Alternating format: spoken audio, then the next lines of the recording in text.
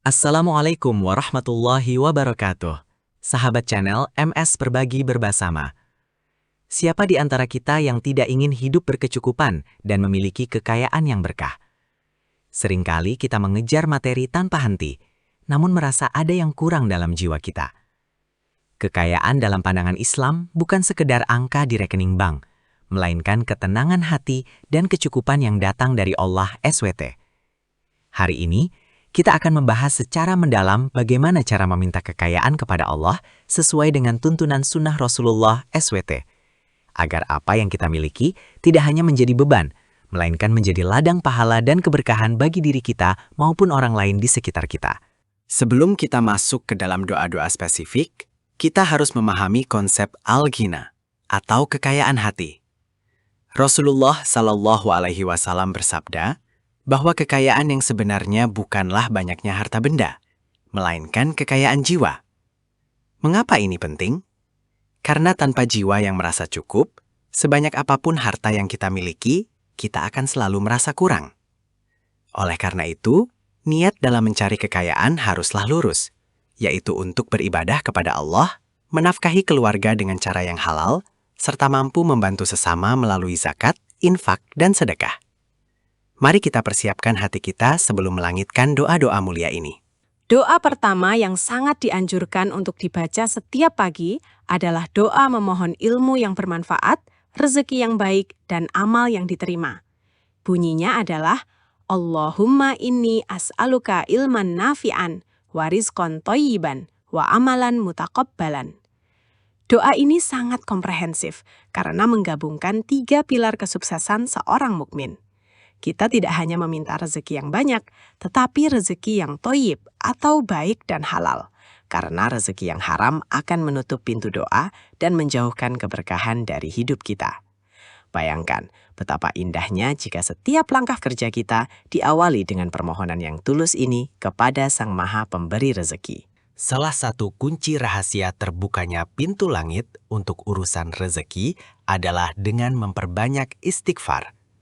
Dalam Al-Quran, Allah menjanjikan bahwa dengan memohon ampun, Dia akan mengirimkan hujan yang lebat dan membanyakkan harta serta anak-anak bagi hambanya. Istighfar bukan hanya membersihkan dosa, tetapi juga menghilangkan penghalang-penghalang rezeki yang mungkin disebabkan oleh kelalaian kita sendiri. Luangkanlah waktu minimal beberapa menit setiap hari untuk mengucapkan Astaghfirullahaladzim dengan penuh kesadaran. Rasakan bagaimana beban di pundak Anda mulai ringan dan peluang-peluang baru mulai terbuka secara tidak terduga dalam kehidupan profesional Anda. Selanjutnya, ada doa yang secara spesifik diajarkan Rasulullah untuk berlindung dari jeratan hutang dan kefakiran. Kita sering merasa cemas akan masa depan finansial kita, dan doa ini adalah penawarnya. Allahumma inni a'udzubika minal hammi wal hazan.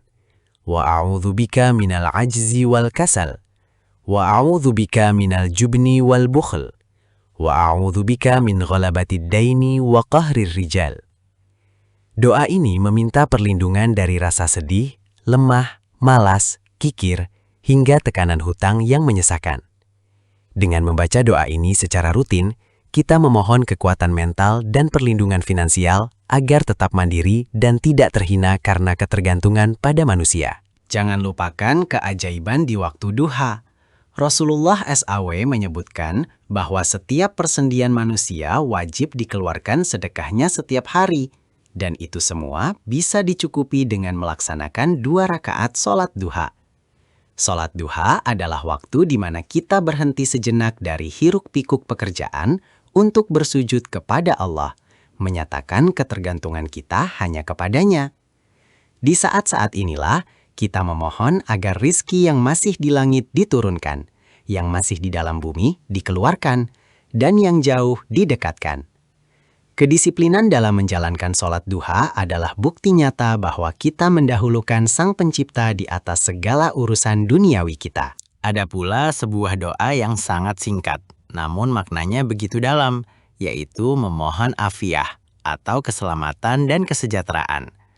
Rasulullah pernah ditanya oleh paman beliau, Abbas RA, mengenai doa apa yang terbaik, dan beliau menjawab, mintalah afiah. Memiliki harta yang banyak tanpa kesehatan atau keamanan tentu tidak akan bisa dinikmati. Kekayaan yang hakiki mencakup kesehatan tubuh kita untuk bekerja, keamanan lingkungan kita untuk berusaha, dan ketenangan pikiran untuk beribadah. Jadi, dalam setiap sujudmu, jangan hanya meminta angka, tapi mintalah keberkahan dalam setiap aspek hidupmu, agar kekayaan tersebut mendatangkan kebahagiaan sejati.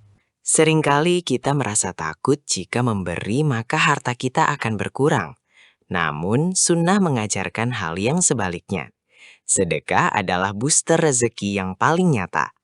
Allah menjanjikan ganti yang berlipat ganda bagi siapapun yang menafkahkan hartanya di jalan Allah. Sedekah tidak harus menunggu kita kaya. Justru sedekah di waktu sempit adalah bukti iman yang paling kuat. Cobalah mulai menyisihkan sebagian kecil dari penghasilan harian Anda, meski hanya sekecil apapun nilainya. Niatkan karena Allah dan perhatikan bagaimana Allah mengatur aliran rezeki Anda dari jalan-jalan yang tidak pernah Anda duga sebelumnya. Matematika Allah berbeda dengan matematika manusia. Sikap syukur juga merupakan bentuk doa yang tidak terucapkan, namun sangat kuat getarannya.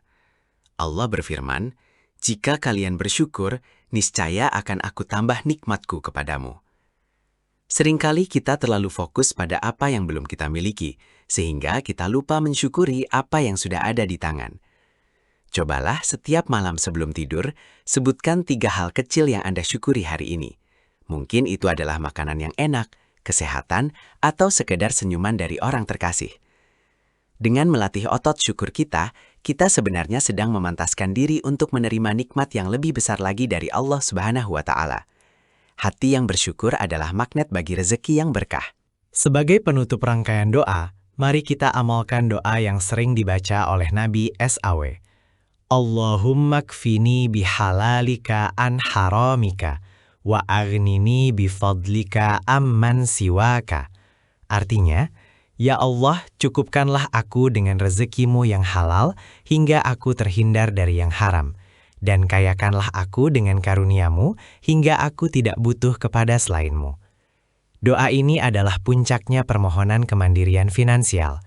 Kita ingin kaya agar tidak perlu mengemis atau bergantung pada belas kasihan manusia, melainkan hanya bergantung sepenuhnya kepada Allah. Hafalkan doa ini, baca di sela-sela waktu antara azan dan iqomah, dan yakinlah bahwa Allah tidak akan menyia-nyiakan hambanya yang bersungguh-sungguh. Ingatlah teman-teman, doa haruslah dibarengi dengan ikhtiar atau usaha yang maksimal. Langit tidak akan menurunkan hujan emas secara tiba-tiba, tanpa kita menjemputnya dengan kerja keras dan kejujuran. Namun, dengan doa, usaha kita menjadi bernilai ibadah dan hasil yang kita dapatkan akan membawa ketenangan. Jangan pernah putus asa jika rezeki terasa lambat datangnya.